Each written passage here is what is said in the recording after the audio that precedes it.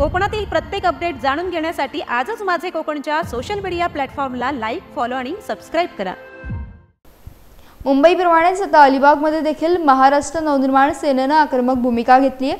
मुंबईच्या मीरा रोड परिसरात परप्रांतीय व्यावसायिकांच्या मोर्चाला उत्तर देण्यासाठी मनसे आणि शिवसेना ठाकरे गट यांच्याकडून सकाळपासून मोर्चा काढण्यात आला।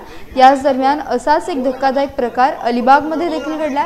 अलिबाग बाजारामधील एका परप्रांतीय दुकानदाराने आपल्या व्हॉट्सअप स्टेटसवर मराठी माणसाला उद्देशून चेतावणी वजा मेसेज ठेवला होता। याची माहिती समजताच मनसेचे तालुकाध्यक्ष सिद्धू म्हात्रे आणि तालुका सचिव विनायक पालेकर यांच्या नेतृत्वाखाली मनसे कार्यकर्त्यांनी थेट त्या दुकानात जाऊन संबंधित दुकानदाराने आपल्या चुकीची कबुली दिली आणि महाराष्ट्र सैनिकांची माफी देखील मागितली आहे।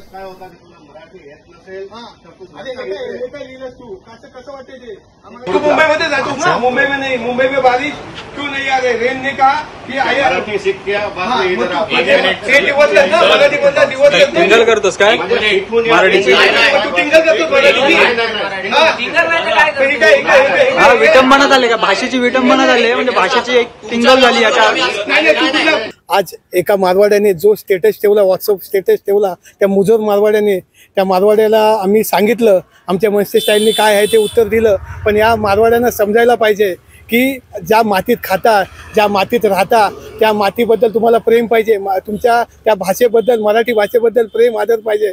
जर परत माझ्या मराठीला डिवचण्याचा जर प्रयत्न केला तर आम्ही मनसे म्हणून काय आहे ते स्टाईलनी उत्तर देऊ। यापुढे सांगतो माझ्या सर्व महाराष्ट्र सैनिकांना आम्ही सांगितले अलिबागमधील की जो कोणी मारवाडी, जो परप्रांतीय मराठीबद्दल जो द्वेष निर्माण करेल त्याला आम्ही मनसेचे उत्तर देऊन त्याला चोप देणार हे नक्कीच। आमच्या साहेबांच्यावर आज 100च्या वरती केसेस आहेत। आम्ही आज मराठीसाठी केसेस घ्यायला घाबरत नाही, हे प्रशासनाला पण समजलं पाहिजे। आज सकाळपासूनच मीरा रोडला जे काही प्रकरण चालू आहे, जो मोर्चा काढला होता आणि त्या मोर्चानंतर आत्तापर्यंत वातावरण त्याचं तापलेलं आहे।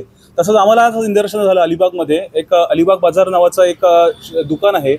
आता ह्या मारवाड्याने काहीतरी आक्षेपार्ह असं मराठीला खोचक असं, मराठी भाषेला खोचक असं त्याने एक काहीतरी स्टेटस ठेवलं होतं व्हॉट्सअपला।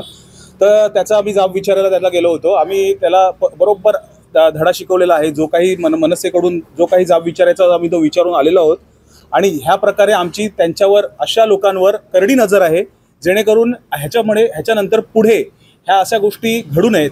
पहिली गोष्ट म्हणजे ह्यांचे हे धंदे आहेत ते 100% मराठी माणसांवर अवलंबून आहेत, पण तरीही आज हे उर्मटपणे अशा गोष्टी करतायत। ह्या गोष्टी करण्यासाठी त्यांचं हे करतायत, त्यामुळे त्यांचा पूर्णपणे आम्ही जाब विचारायला सक्षम आहोत या गोष्टी करण्यासाठी।